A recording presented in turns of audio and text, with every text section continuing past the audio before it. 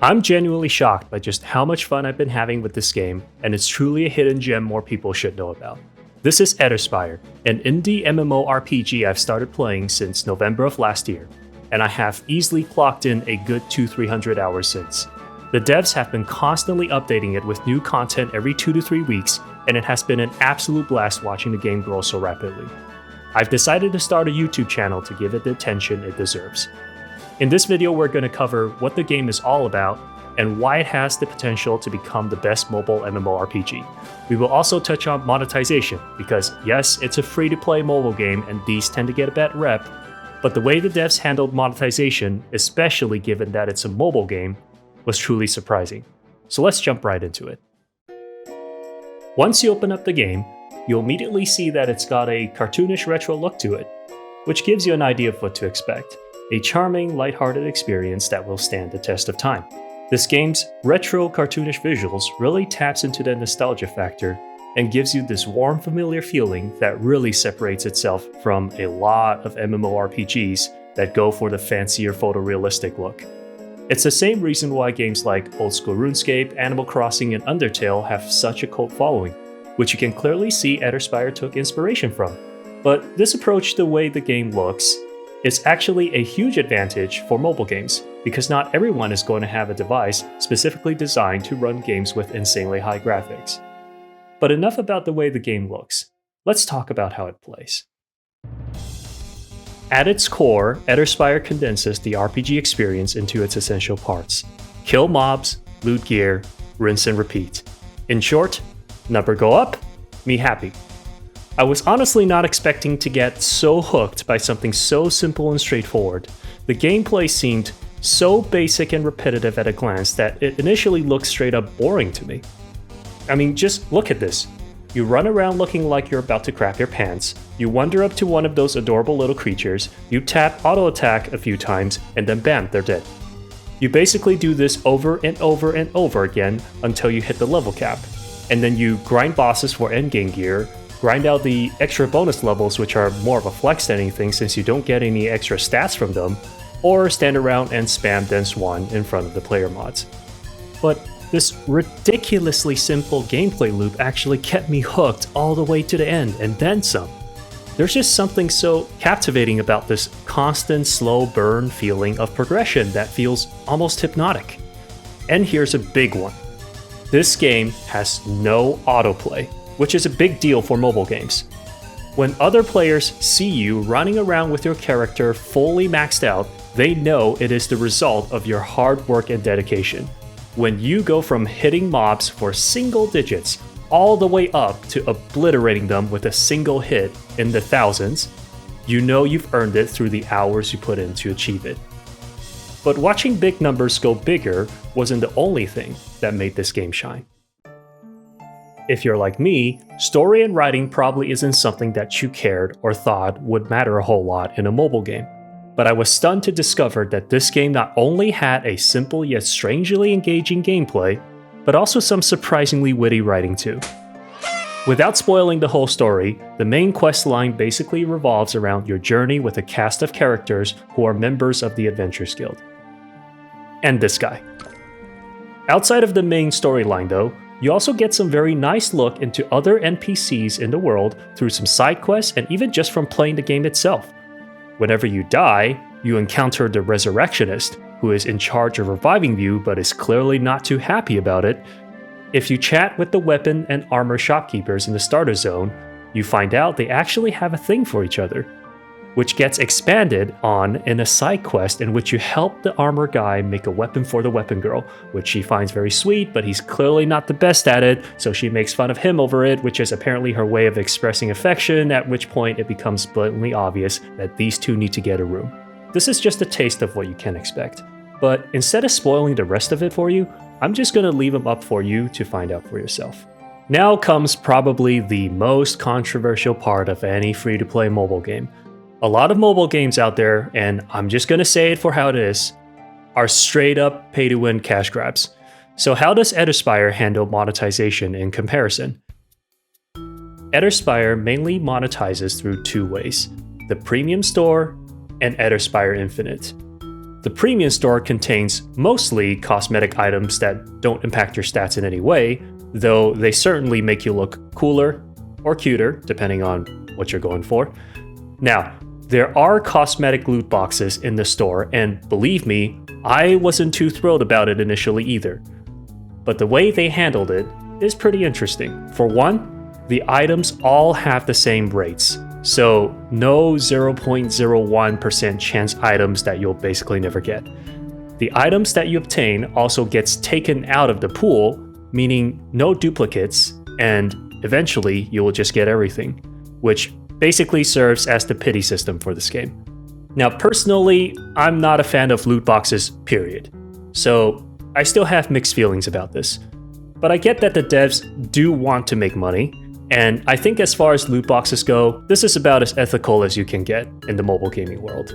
Eterspire Infinite, on the other hand, to put it simply, is the premium version of the game. It is a one-time payment that gives you a whole bunch of perks, including extra currency to spend in the premium store, extra storage space and character slots, infinite resets of combat skills, and the ability to transfer items between characters. Now, does any of this turn Eterspire into predatory pay-to-win garbage like many of the other mobile games out there? The devs, from what I understand, defines pay-to-win as the ability to buy things that make your characters straight up stronger, which this game definitely does not allow you to do. But personally, I go with the strictest definition of pay-to-win, that anything you buy that offers an in-game advantage, whether it's straight up power or convenience items that make your life easier, is pay-to-win. So by that definition, I do believe Eterspire is pay-to-win, but so is pretty much every free-to-play MMORPG out there. Personally, I'm not gonna write the devs off for wanting $30, especially considering that Eterspire is very free-to-play friendly when compared to pretty much most of the other mobile MMORPGs out in the market. But hey, at the end of the day, you have a right to your opinion, and if this isn't something that you can get behind, you are entitled to that opinion as well.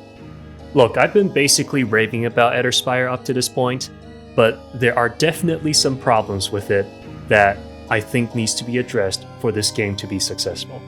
The game's biggest issue right now is that it's pretty clear that it's still very much a work in progress. The devs did a complete overhaul of the game's storyline last year, so they still got some catching up to do there. And I know I've talked about how this game is basically an RPG in its purest form with its simple approach to gameplay, but with fishing being the only non-combat thing you can do currently in the game, things can get pretty stale even for the most dedicated grinders. I do think that the combat itself can also be a bit more engaging than simply running up to a mob and auto-attacking it until it dies. Now, based on what the devs are saying though, it does sound like these are all things that they are actively working on this year, so I hope that they're able to address those concerns. So Eterspire is certainly not perfect. So why do I believe that it has the potential to become the best mobile MMORPG? The game has recently passed 100,000 registered users, and the devs made a post about it on Reddit, explaining what they have learned along the way. I highly recommend you to give the whole post a read to get an insight into how the devs think, which I will link in the description, but it shares a lot of valuable insights into why I genuinely believe that this game has massive potential in the months and years to come. For one, this game updates a lot. The game has an update cycle of once every 2 to 3 weeks, which is frankly incredible considering that they're currently a small indie company with a team of 6 people. And these updates aren't just simply bug fixes either. To just give you an example of what I'm talking about here, they have recently introduced 3 new abilities for each class, effectively a complete rehaul of the combat system. They introduced a new level cap and endgame boss with its own tier of gear drops. They expanded the main quest line and added several new maps and side quests, and they added full controller support for the game. And all of this was done in the past 2 months. Compared to games from AAA studios with teams of hundreds and thousands of devs that patch their game once or twice a month with mostly bug fixes and balancing, yeah, these people are built different. And on the subject of devs, you can really tell that they truly care about this game and its players. And you can really tell that this game is one of their passion projects. From the sheer amount of time they spend working on the game and directly interacting with the player base, you can really tell that this is something that they care about. It is a delicate balance, though, between listening to player feedback and maintaining their core vision for the game, which is something that even the most experienced game developers would struggle with. Just to give you an example of what listening to player feedback looked like for this game, they recently did a rework of the chat box system, which a lot of us were not thrilled about. Like, the new one was just not it. The devs promptly started a discussion about how they can improve it, and literally within 3 weeks implemented the changes that were suggested by the player base. And now the new chat box, this most recent version that we have, is a combination of the old one and the new one, which got the best of both worlds. And honestly, just watching that update come in at such breakneck speed, implementing all the feedbacks that the player base was suggesting, it was frankly astonishing, especially considering that they are, again, a team of 6 people. And now, on the other hand, here is an example of how they hold on to their vision for the game. And that is their continued refusal to add PvP. And it's kind of funny because at this point, this continued demand from some of the newer players coming in and whining about why is there no PvP? It's actually become a bit of an inside joke in the community. And even in the Discord server, they have an emoji that basically is about this whole thing. And every couple of days, somebody that's new would come in and ask, why is there no PvP? And then the devs are adamant about not adding it. And the reason for that, well, honestly, this is just coming from someone who plays other PvP-oriented games like League of Legends, is the toxicity, the headache that comes with balancing, and honestly, mostly the toxicity, because just from seeing how some of those people that come in and whine about the fact that there's no PvP behave, yeah, personally, I agree with the devs that, especially given with the direction that they're going with this game, that keeping this game strictly PvE is probably the right call.